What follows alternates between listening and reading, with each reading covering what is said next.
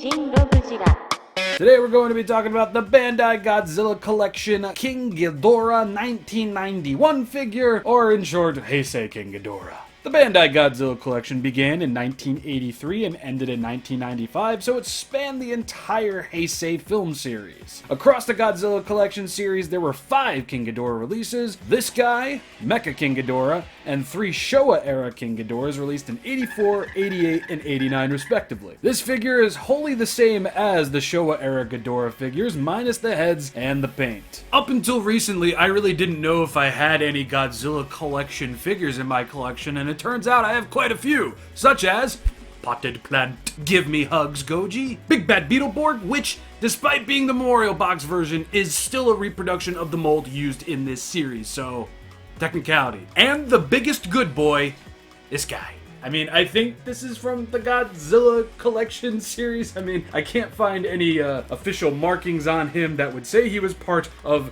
the Godzilla Collection series, but then again, I can't find that on anything. But yeah, he big, he Goji. I have videos on all of these figures. You should check them out. Now that you're all caught up on your Bandai Godzilla histories, why don't we take a look at paint and detail? First off, this Ghidorah looks like he is mostly tan, but I assure you, it's a gold. It's just the kind of gold that's a lot less impressive to see. Kinda like the movie this design is from. It's awful. From afar, this figure is as bland as mayonnaise, but taking a closer look, classic King Ghidorah scaling, sparkly paint. It's all very, very nice, and as you can see, we got some shading on the knees over here, applied as sparsely as SH Monster Arts' quality control. I'm on fire today, Martha. And even though it's just on the knees, it's like, it's kinda cool looking, I guess. Ample detail separating toes from toenails, more lovely sparkly scale detail and paint. So from the base of the necks to the feet, you're gonna get a lot of this sparkly paint, this blandish looking gold, but it's all honestly very, very nice. I'm not really a fan of Heisei Ghidorah's design. I find it to be absurdly basic,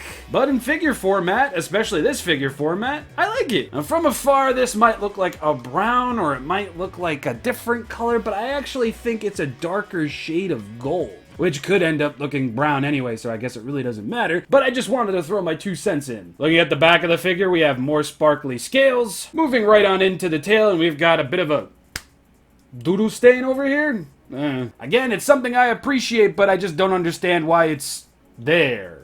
No. And it's only on the top, but I'm not going to complain about that because I do have to praise the detail. Morphing from what looks like normal scales into feathers, leading into Ghidorah's twin club tails, and his twin club tails kind of look like flower buds. It's kind of adorable, really.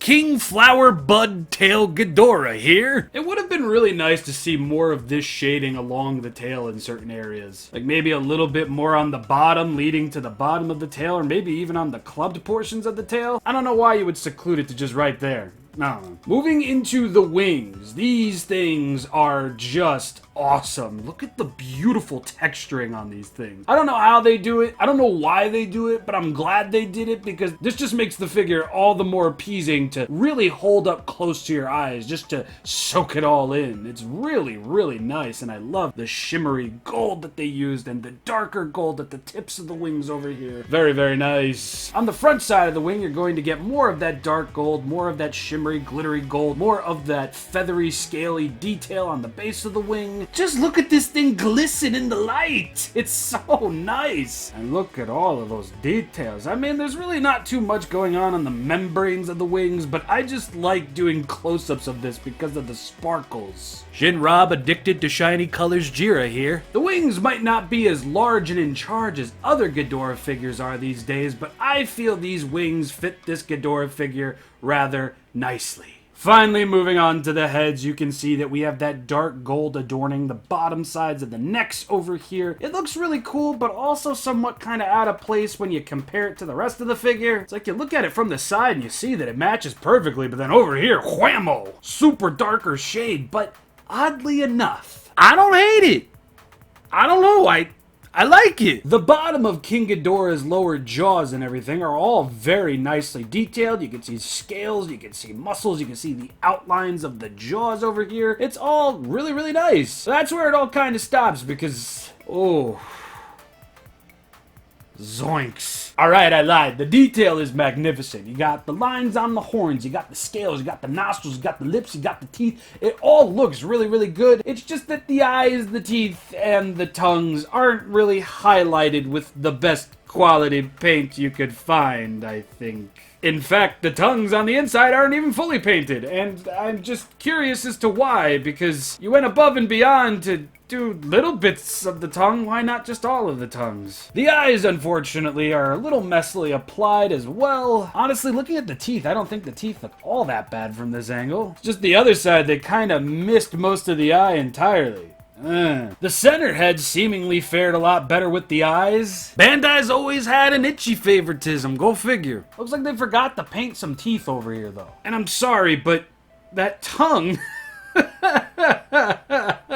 Confirmed, King Ghidorah loves cherry Jolly Ranchers. Okay, maybe they didn't miss any teeth on the opposite side. They seem to stop in the same place on this side. And the silver paint stops in the same place over here as well, so, okay, that's a thing. But overall, center head over here did fare better when it came to the eyes. Although I think when it comes to the eyes, Kevin over here did the best. Even though there's a little bit of a schmutzy right there, yeah, I think Kevin kind of turned out the best. They all look like they went to the candy shop and had a whole bunch of Jolly Ranchers. Legendary, hit me up, we can do it. Godzilla raids the Jolly Rancher factory again. It's gonna blow people away. Despite the spotty eyes, the half-painted teeth, and the Jolly Rancher tongues, everything else on this figure is pretty A1. The three-pronged back scratcher over here is quite the eye-catcher, both for his size and for his major color scheme. Yes, it might be a little bit on the fadey side, but again, I like it a lot. Which further puts me in a weird pickle when it comes to paint, because I love this, I love this, I love this, I love that, I love this, but I'm really not loving the eyes, teeth, and the tongue. I don't know. And I made a whole thing about a pair of eyes in my last video, when it turns out that was just accurate to the suit, which just means ShinRob fake Evangelion is a real thing. I like Godzilla. I just make these videos for the money. What money? Oh my god, I don't know what to do. Like, that's kind of part of the whole Godzilla collection culture. They did things like this. I kind of wish they didn't, but they did, but I like everything. It. Solid star for paint, solid star for detail. Let's talk about articulation. Actually, hold on. I want to talk about what's quite possibly the most important part of this figure. Yeah, this thing has the original tag, and it's in really good condition, too. We've got the Godzilla vs. King Ghidorah poster image there. We've got one of the original Godzilla trademark stickers on there. Godzilla vs. King Ghidorah, Bandai 1991, made in Japan. Look at the yellowing on that plastic hook over there. Vintage. And, you know, you got some of this gobbledygook that you would find on the inside of a Bandai tag no matter what. I really do love the fact that I was able to get this figure with its tag included and in such great condition. It makes me smile because I'm a bit of a Bandai tag purist, I guess. I like getting my Bandai figures tagged. I will make exceptions, of course, you kind of have to in this day and age, but this just seals the deal for me. Now, unfortunately, I can't really put it in a top loader or anything because these tags are just too dang big, but this plastic baggie will suffice for the time being. Anyway, articulation. All right, boys and girls, cats and squirrels, it's your Uncle W, and you're gonna go all the way around at the legs over here. One important little detail about these here legs. They are marked with Bandai 1984. As I said prior, this uses the body, the tail, and I believe the wings of the Showa-era Ghidorah figure that the Godzilla Collection Bandai line had. It's just the heads that are different. You're gosh darn right, you can do that on both sides. Yeah, you will be able to go all the way around at the tail as well. Alright, enough of that voice. These glittery and glistening wings can go all the way around as well. Be careful of that tag. Yes. And as I'm sure you lot saw, you can move the heads, and you would be able to move them all the way around if they didn't get in each other's way, but I mean, there's really no need to do any of that and everything. I like to keep them firmly spread like so, like the Trendmaster's Ghidorah, maybe get that a little bit more of an angle there. And while the articulation doesn't really provide much poseability, it is absolutely nice to have some Ghidorah options, even if they make absolutely zero sense possible. Glacknaw, the laser blaster. So articulation is pretty much on the solid side. You'd get more out of this than you do a modern day Ghidorah figure because for whatever reason, Bandai just doesn't do that anymore with the heads. I don't know why. I mean, that's what they've been doing with the Mecha King Ghidorah figures that they've been publishing, so. Articulation's gonna get a solid star from me, making this a 3-star figure, totally worth your time, and I mean, just look at this thing. How can you not love it? Again, this is my least favorite Ghidorah design of all time, but it just puts a smile on my face. To talk about a few more things before we end this video off, I'm sure some of you eagle-eyed viewers noticed that there are paint bubbles over here. Now, I really don't know if this is from the paint in general, it's just what I'm assuming, but whatever it is, they are present, but they really don't bother me because, I mean, I can count 45 different paint bubbles. I'm just gonna all over your good day. And you can see a lot more of it over here by the seam of the tail, which further leads me to believe that that was probably for when they were making the molds for this figure, not so much the paint.